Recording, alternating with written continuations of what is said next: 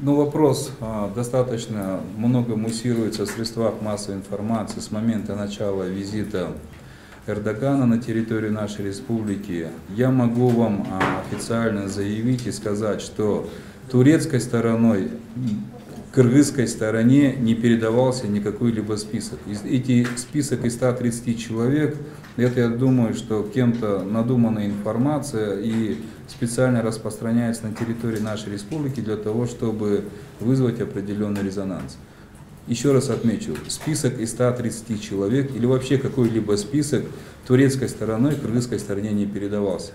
В отношении Сапата это является учреждением, которое работает совместно с нашим Министерством образования Кыргызской Республики.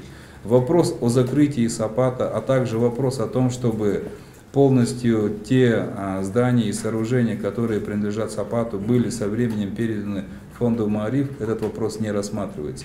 Они будут существовать в самостоятельной форме и продолжать обучать наших детей.